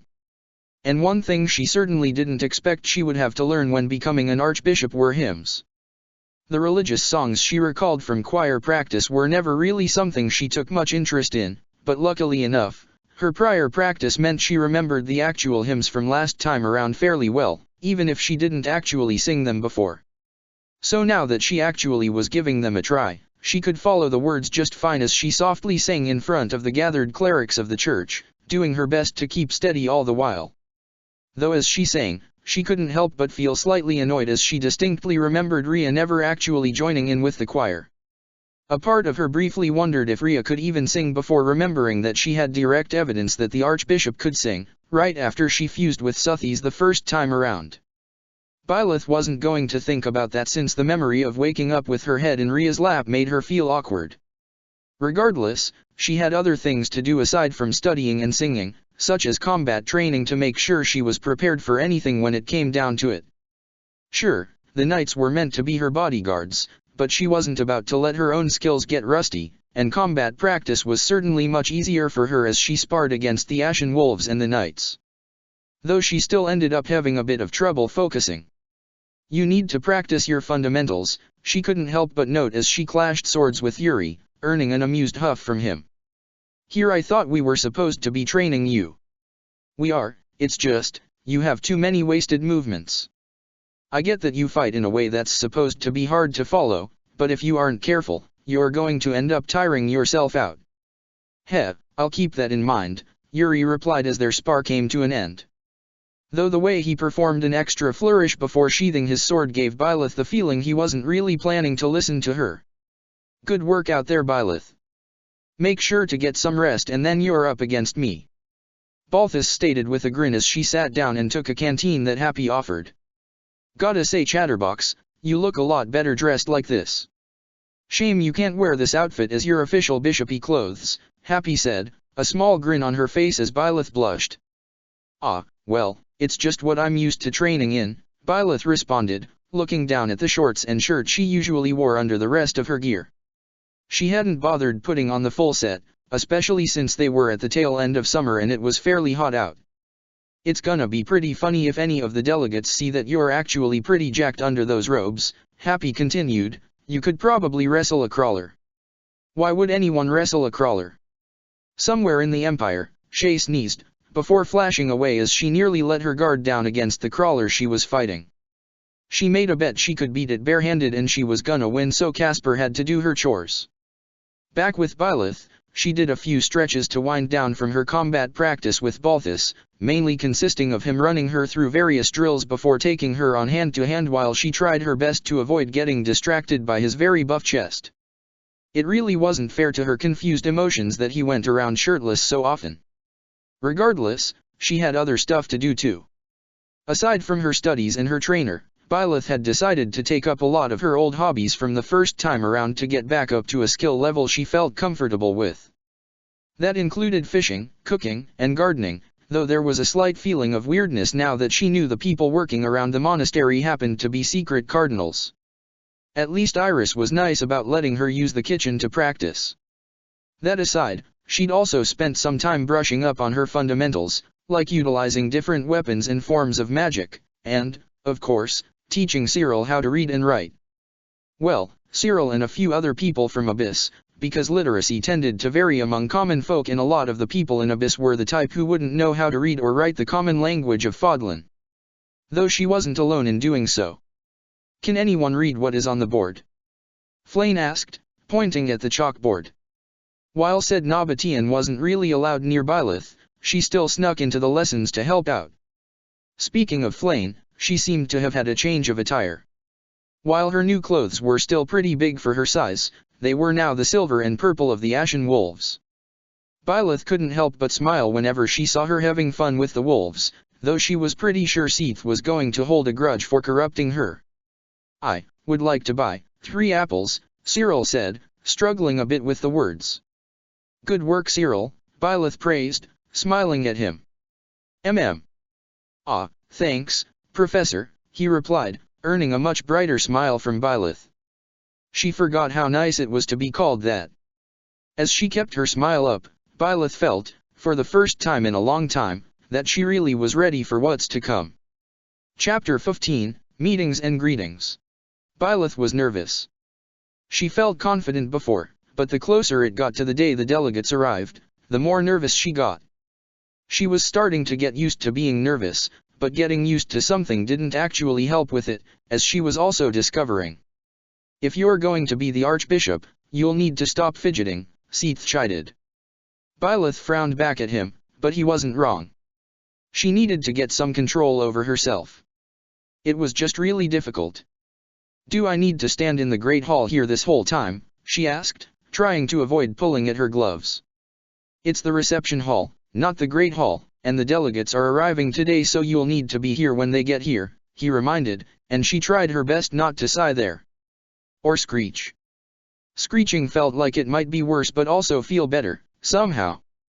It wasn't that she was unhappy to hear her former students would be coming back to the monastery, it was that she was completely terrified by the idea. Sure, she had plenty of time to prepare, but she'd spent all her time preparing with people she didn't know from last time. And now she had to deal with potentially meeting her students again. And sure, that did make sense. Of course the rulers of each country would want to know about the continent's new religious leader, and that meant the delegates they were sending were all going to be major nobles. It was just that Byleth happened to know the current crop of major nobles. Maybe not this version of them, but she still knew them, and a very large part of herself was sure she was going to completely ruin everything because she said or did something by thinking the wrong thing. "Byleth." Seath's voice cut through her increasing panic. "Breathe." She took a slow, deep breath, steadying herself. "Thanks." "I don't know what Rhea thinks she's doing." "You're clearly not ready for this." "Hey, I've been practicing and studying for months now." "I know, but I can't help but doubt Lady Novelli's tutelage will be adequate here. She's not exactly a stable instructor." "She did her best. And, well, Yuri helped rein her in." Seath sighed. "Bringing up Mr. Leclerc doesn't do much to reassure me, Lady Eisner." Lady Eisner? She was a lady now, yeah, that thought was terrifying too. "He helps. When he isn't being a teasing jerk." Seath refrained from commenting, but internally he couldn't help but think he truly was surrounded by children. "Do I have to wear white all the time?" Byleth asked after a second, glancing down at the white and gold outfit she had on. It wasn't exactly like Rhea's gown, but it was similar enough that she felt weird wearing it. She didn't have any of the big, fancy upper parts or dark blue bits, but she did still have one of those white cloth things covering her shoulders and a gold circlet around her head. White is the traditional color of the Central Church. It represents our neutrality in Fodlan's affairs, don't laugh, and our lack of attachment to any given nation. I like black better though. So you want to look like an academy student in front of the visiting delegates? No. Couldn't I get a black dress instead though? Something like this, just in a different color. We don't have any vestments in black. Would you like to have the delegates wait while we commission you an entire new gown? Or should we just find some black dye and pour it over your clothes? You get really snippy when you're annoyed. So I've been told. Could I leave for just a moment? They're not here yet and we can have one of the knights call me back when they arrive. Seath sighed. I can see Flame is rubbing off on you. Byleth carefully did not flinch, though her lack of reaction actually gave away more than she intended. So, I know she keeps sneaking off to meet with you. I allow it because she's been happier lately. Thanks. You're really nice, you know that. I'm just looking out for my sister, nothing more. So can I. Seath pinched the bridge of his nose. Fine, yes, you can go. Just try not to get your gown dirty and be back here when the delegates arrive. She was already halfway to the door. Thanks, Seeth. You're the best. Ugh, I should have made Rhea do this. Thankfully, while everyone else prepared to welcome the delegates, Byleth was able to sneak off without anyone noticing. Okay, just stop by the greenhouse, and take a moment to relax, she thought to herself. She should also water the plants she was taking care of while she was there. It was a bit earlier than usual, but she'd probably end up getting stuck at the ceremony for a while. Should she get the delegates flowers? She used to gift people flowers, and while she didn't know who exactly was coming by, they'd probably still like flowers. Flowers were nice, and at the very least, she already knew the delegates weren't going to be the house leaders, so she'd probably be able to keep up her image. Just do as Constance said, stand proud and tall, with an unflinching gaze. Yuri said not to do it, but maybe the laugh would also help. Laughing helps people relax, right? Sighing, Byleth entered the green. Oh wow, you guys look great, has someone been watering you? Stiffening, Byleth felt her eyes widen at a very unexpected voice. Her head snapped over and she saw a familiar purple-haired girl crouching down by the pitcher plants, albeit with her hair slightly smoothed and wearing a fancy purple and scarlet gown instead of a uniform.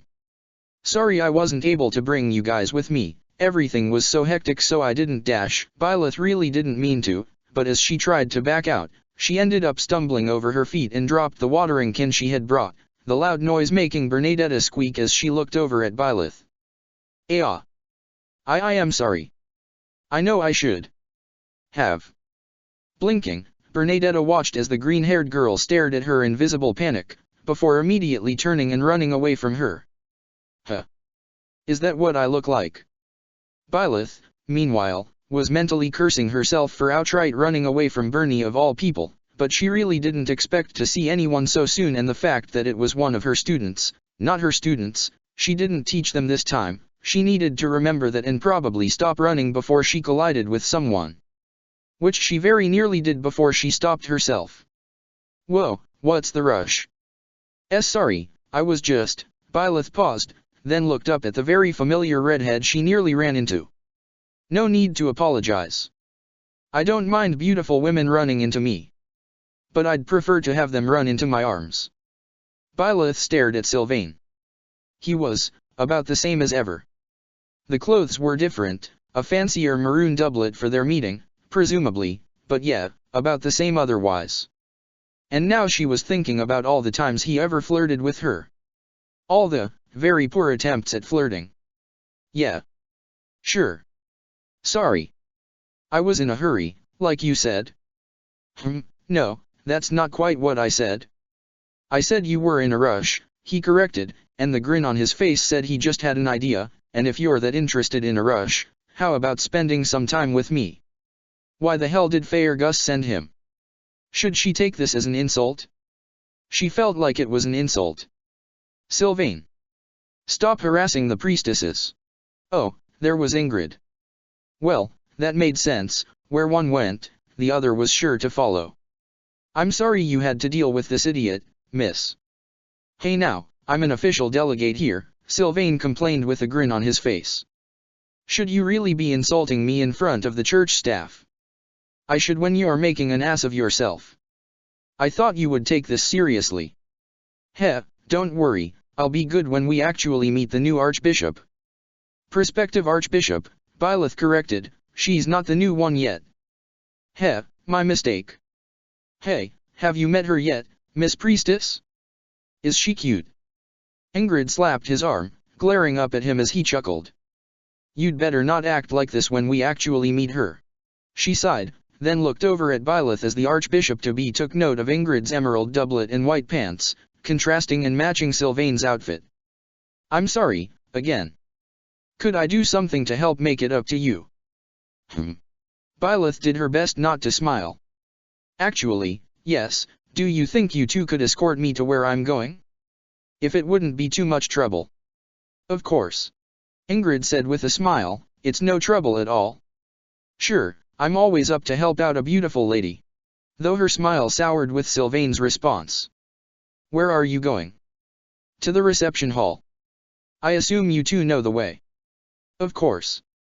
We'll get you there easily, Ingrid assured. Byleth smiled at her and inclined her head, thinking back to Constance's lessons on how to comport herself around nobility.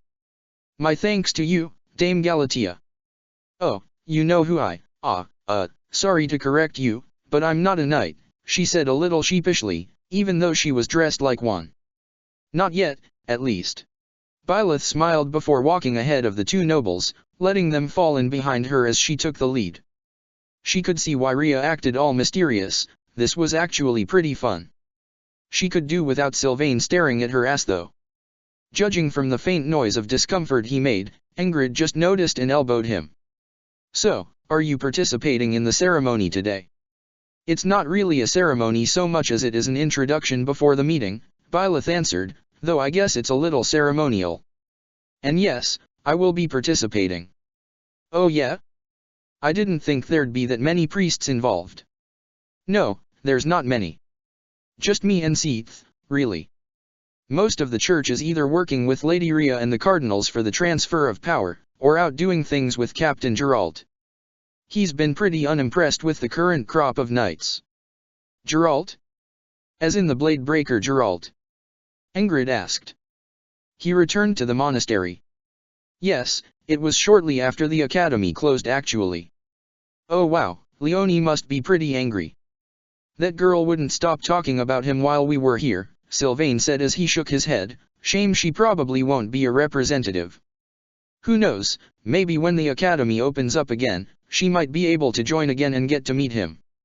I'm sure Captain Geralt would love that, Byleth said with a smile. If I may ask, how is the king currently faring? I understand that there have been some rising rebellions in the kingdom. Oh, you don't need to worry about His Majesty, Ingrid assured. He has a firm handle on everything in Faerghus. You know, he actually wanted to come here himself, Sylvain commented with obvious amusement in his tone. He practically leapt for the chance to meet the lovely new Dash. That's not why he offered to go. Sylvain, please, at least try to represent the kingdom properly. I can at least take Sir Gautier's comments to mean things are faring well enough to joke around, Byleth said, playing off his comment as Sylvain smiled. See, she understands me, Ingrid. I'm sure we'd get along if we spent some time together. His charming smile faltered when Ingrid stepped on his foot. Well, I'm sure we'll be spending plenty of time together during the ceremony. That got Sylvain to smile again as they arrived at the reception hall. Thank you for escorting me. Of course, and if you ever need any escorting again, feel free to ask, Sylvain said with a wink as Ingrid sighed. Smiling, Byleth walked over to Seath, the chamberlain frowning as he saw Byleth walk in with the Faerghus representatives. Meeting with the kingdom's representatives first before the ceremony might make it seem you favor them, Seath chided as Byleth approached. Pretty sure the church's past makes it seem like they favor Faerghus, Byleth responded, making him frown. Just try to remain neutral. Byleth only let out a non-committal hum in response, much to his annoyance. Glancing over at the two representatives, Byleth could see the two looking over at her in a mix of bewilderment and dawning realization. It seemed like the wheels were starting to turn in their heads the longer they stared. Though before she could continue her people watching, the main doors leading to the hall opened as two more representatives showed up. Namely, the ones from the Empire. Announcing the arrival of Lord Ferdinand von Aegir, and Lady Bernadetta von Varley. Announced someone by the door's dash. Was that the gatekeeper? Well, he seemed healthy. And while the two didn't approach Seath or her since the ceremony had yet to start, Byleth could still hear Ferdinand over the noise in the reception hall as he approached the Faerghus representatives. It seemed he was a bit displeased at not being the first one to arrive. Bernadetta, meanwhile, was doing her best to not get noticed after she gasped at the sight of Byleth. If I may, even if you have taken up teaching classes again, I still find the thought of you being recruited as a professor quite absurd, Seath said, talking quietly to Byleth. You weren't the only one. It certainly took me some time to get used to the role. But hey, I managed to make it throughout the year without anyone dying. You really do speak far too casually of death for an archbishop. Hey, Rhea was the one who kept sending my class on missions to kill people. Do you know how difficult it is to teach a class when they know in a few days they'll be sent out to stomp out a rebellion? Even more so when a new student joins the class in hopes of being able to talk his adoptive father down. I shall refrain from commenting about that again. Announcing the arrival of Lord Lawrence Helman Gloucester and Lady Mary Ann von Edmund. Announced the gatekeeper. She should try talking with him later, he was always nice. Regardless, she watched as a dour-looking blue-haired girl and a posh, violet-haired boy lay me to rest, in a manner that is befitting of the nobility. Tightly gripping her wrist, Byleth had to do all in her power to keep her composure as she remembered the corpse of the student she cut down laying before her. Yet it seemed Seath noticed regardless. Is everything all right? I didn't think Lawrence would be sent, Byleth admitted, not wanting to go into the details. I see. That may cause some problems. If you need a moment, I can talk with them first to delay the meeting. No. I'll be okay. I can't run away from this forever. She prepared for this, she could deal with her trauma. Very well. In that case, let us go ahead, Seath said, walking ahead of Byleth so he could introduce her to the representatives. My greetings to you, lords and ladies of Fodlan's great nations. I hope you all faced no difficulties on the trip here. Greetings to you as well, Seath. Mary Ann and I faced no troubles at all.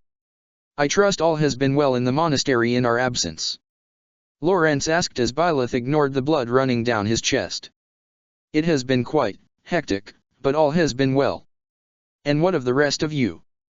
The trip here was wonderful, and I shall apologize in the Emperor's stead.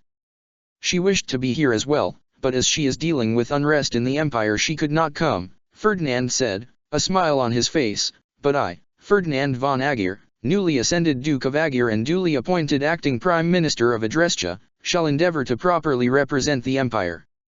Hello. It's nice to see you again, Seath, Bernadetta greeted, before glancing at Byleth.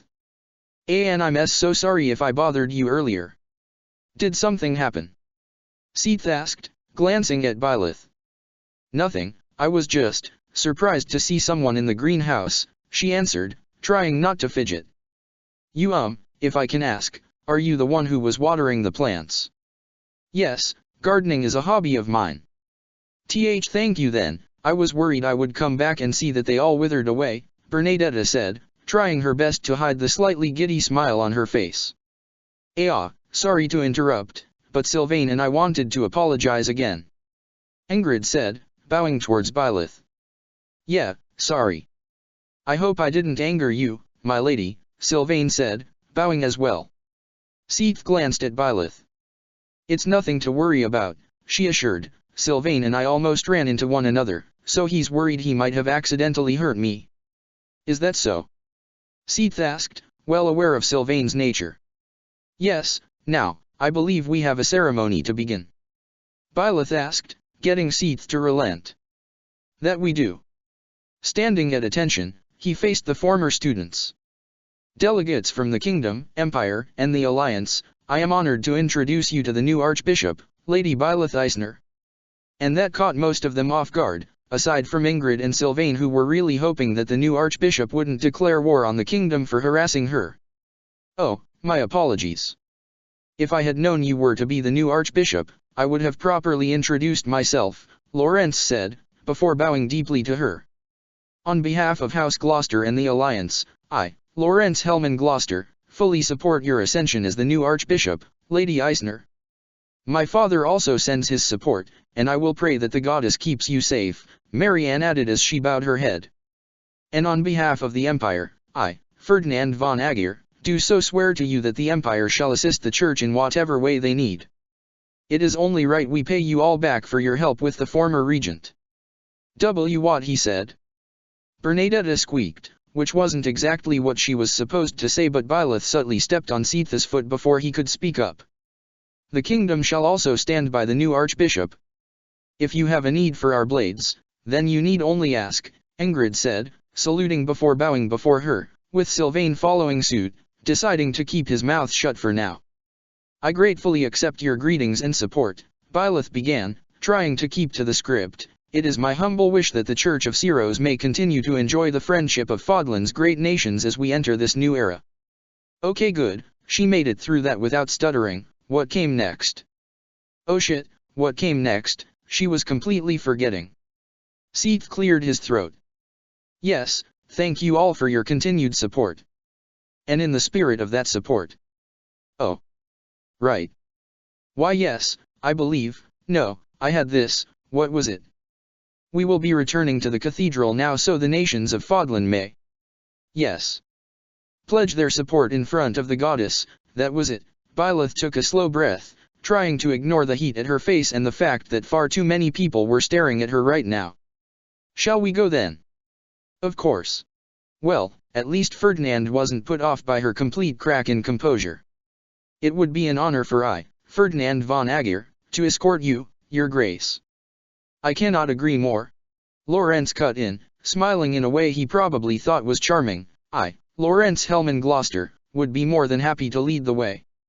The future archbishop will be leading the procession, Seath stated, not quite reprimanding the posh noble. Meanwhile, Byleth couldn't help but notice some hushed whispers between Sylvain and Ingrid. Something about not having their gift ready? Which Ingrid seemed to think was Sylvain's fault, despite his protests that he couldn't have known the pretty lady they escorted was the new archbishop. Ah, wait, was everyone waiting for her? Let us be off. Okay, so, Byleth may have botched a few things there, but the event wasn't completely ruined. The whole group made their way to the cathedral easily enough, and Byleth had enough practice running the choir to largely know what she was doing in leading prayer. That Enria had practiced with her a bit beforehand so she wouldn't mess up. It wasn't too bad though, memorizing the lines was easy enough and she just had to keep her tone even, which was much easier when she could pretend she was leading a class instead of directly interacting with important people. Though she did still have to do that, as she stood on a raised dais at the end of the cathedral, looking out over a far bigger crowd than she expected. Apparently the clergy considered the next archbishop's first prayer leading to be a way bigger deal than she thought it would be. Granted, it was apparently the thing that signaled her ascension, so, yeah. She wasn't going to fidget. She was going to be the archbishop, she was going to keep calm, she was not going to embarrass herself in front of, there were a lot of people here. Seath was leading things at the moment though, announcing to the crowd how the faithful of the goddess would be offering tribute to the new archbishop, as shows of piety and generosity, so she could relax a little. Beginning with the representatives of the Empire of Adrestia, His Grace, Ferdinand von Aegir, Duke of Aegir, and her ladyship Bernadetta von Varley of House Varley. Oh, no, she couldn't. Also, Seath used Ferdinand's full title. Was that important? Should she be calling him Duke Aegir now? The new Prime Minister at least looked like he was carrying the title well, his stride sure and confident as he walked from the entryway of the cathedral to the far end where Byleth stood, passing pews filled with monks and priests. Bernadetta was doing her best. She at least kept her stride mostly even, and keeping her head bowed could be seen as reverential instead of trying to hide herself in her hair. She was carrying an ornate box with her too, probably whatever tribute the Empire was offering, and as she got closer and hazarded a glance up, Byleth gave her a little reassuring smile as she tried not to let her own nervousness show. Though, that actually seemed to bolster her confidence more than expected, since Bernie actually raised her head towards the end there, though not without clearly mouthing the words, "Be brave, Bernie," to herself. "Your Grace," Ferdinand began as he came to a halt, his hand on his chest as he gave a bow. "It is my honor as a representative of the Empire to welcome your ascension to this most holy of positions. I, Ferdinand von Aegir, on behalf of Her Imperial Majesty, Emperor Edelgard von Hresvelg, humbly gift this tribute to you, that the Empire of Adrestia and the Church of Syros may continue to enjoy the friendship we have shared for all of Fodlan's history." Byleth tried not to react too much to that proclamation, considering how sour she knew that friendship had turned and would continue to turn if things weren't fixed. Still, that was why she was here to begin with, so hopefully she could prevent that, or maybe rejuvenate it. Being friends with the Empire would be pretty nice. Oblivious to her thoughts, Ferdinand accepted the ornate box as Bernadetta handed it to him, before approaching the dais and kneeling as he opened it up, showing a pendant. A ruby pendant, with a silver chain. There was a little black eagle design on it.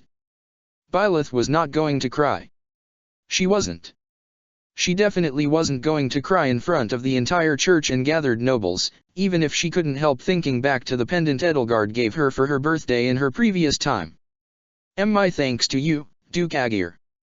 I am truly touched, she said, unable to hide her smile as she lifted the pendant from the box and placed it around her neck. It sat on her chest quite comfortably, and her smile grew even wider. Please, convey my deepest gratitude to Emperor Edelgard for her wonderful gift. Oh, of course, most certainly. She will be delighted to hear how much you adore it. Wait, that was a weird look for a second there. Did she do something strange? Ferdinand and Bernadetta bowed and curtsied again before moving off to the side, letting Byleth take a moment to glance at Seath, who made some kind of gesture to his neck. Wait, was she not supposed to put it on? But it was so nice though, the red really stood out against her white clothes too, it added some nice color. Seath didn't sigh, but he didn't seem too pleased either. Not that he showed it as he announced the next pair. Representing the Round Table of the Leicester Alliance, His Lordship Lawrence Helman Gloucester of House Gloucester and Her Ladyship Mary Ann von Edmund of House Edmund. That was weird. Shouldn't it go Empire, Kingdom, then Alliance? They usually went by date of founding for events like this. Byleth tried to glance towards the end of the hall, where she could kind of see Ingrid awkwardly standing around without Sylvain, but then her attention was taken by the procession Lawrence was leading. Because, yeah, there wasn't just him and Mary Ann walking up the aisle, he had what looked like 3 knights following along with boxes of their own, in addition to the ornate box Mary Ann was holding. And, was that Ignatz? That one knight looked like Ignatz. Your Grace, it is my honor as the heir of House Gloucester and the noble representative of the Leicester Alliance to welcome your ascension. I, Lawrence Helman Gloucester, do happily present you with not 1, but 5 gifts from the Leicester Alliance.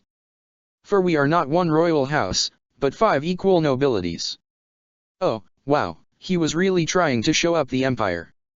Probably the kingdom too, though it seems like whatever caused the order to be rearranged might have thrown off that plan. Either way, the gifts were soon presented to her, one after the other, starting with House Regans since they were the leaders of the alliance. And Claude's gift to her was apparently a book on Fodlan's history.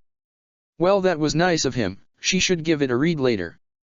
House Goneril, meanwhile, brought scented oils that she was pretty sure Hilda made, if she remembered the pink-haired girl's interests right, while Mary Ann's father sent exotic spices. Byleth had never really tried those herself, mostly just given them as gifts, so hey, it was something new. Lastly, House Ordelia sent an honestly beautiful silver tome filled with magical knowledge that Byleth was also pretty curious about, even if she was pretty sure she wouldn't be able to use most of it. She'd tried branching out before, but Constance and Happy were pretty sure her nature was pretty firmly aligned towards fire magic, with a bit of lightning in the mix. Not counting the light magic stuff, of course, she was a natural at that. But of course, that is not the final gift. Oh? Lawrence was talking again. For you see, Your Grace, we of House Gloucester pride ourselves on our eyes for talent, and so I would like to introduce you to my personal knight and good friend, Sir Ignatz Victor. Greeting, Your Holiness. So it was Ignatz. Byleth almost thought her eyes were playing tricks on her, but no, that was Ignatz bowing deeply to her. It may come as a surprise to many, but Sir Ignatz here is a truly skillful artist.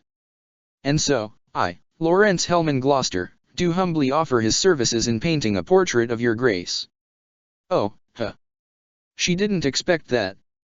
I gratefully accept your gift, Lawrence. I deeply appreciate the generosity the Leicester Alliance has shown today, and I hope the Church of Ceros and your noble houses may enjoy a fruitful friendship going forward. Lawrence smiled and she ignored the blood on his lips as he bowed. He was fine, she was fine. Everything was fine. Was it too familiar to call him Lawrence? Should she have used his full name? She couldn't call him Lord Gloucester because his father was still the Count, right? Was that how it worked? She'd ask later, when she wasn't in the middle of a ceremony. Speaking of, the kingdom was up next, and Sylvain had just re-entered the hall, looking a little out of breath as he pushed a box into Ingrid's hands.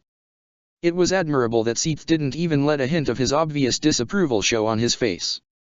Finally, representing the Holy Kingdom of Faerghus, his lordship Sylvain José Gautier of House Gautier, and her ladyship Ingrid Brandel Galatea of House Galatea.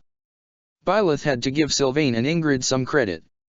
Despite how obviously frazzled they were, the pair barely showed a hint of it as they strode from one end of the cathedral to the other, their heads held high in a showing of knightly dignity and noble bearing.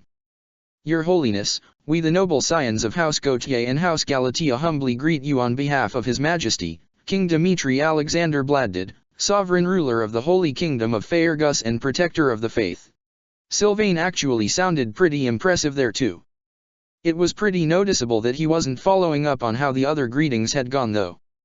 In recognition of the kingdom and the church's long-standing friendship, it is my honor to present you with a gift from the king himself. May it forever be a symbol of how deeply we value our relationship with the Church of Syros. Ingrid handed him the box on cue, and Sylvain actually looked like a proper noble as he presented the gift to her, opening up the box to show, that was a pretty nice. Is that a knife?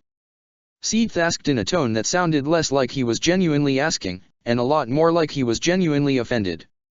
Sylvain looked in the box to see the naked steel lying full in the open on the plush interior. Oh shit. So Byleth wasn't an expert on noble courtesy and symbolism, but she was starting to gather from the reactions that someone sending a dagger, even one that was admittedly pretty beautiful with its azure hilt decorated with small sapphires, wasn't what you were normally supposed to do. Her father had given her a dagger years ago, but that was a pretty different circumstance. That, and Geralt actually included a sheath, that was probably the problem. Okay, how could she save this? I see His Majesty intends to uphold his ancestors' promise that the blades of Faerghus would be ever at the church's aid, she decided to say as she lifted the knife from its place. She could vaguely hear some murmuring from the crowd, but she gave Sylvain a smile anyway, trying to show some leniency. Please convey my thanks to His Majesty for such a practical gift.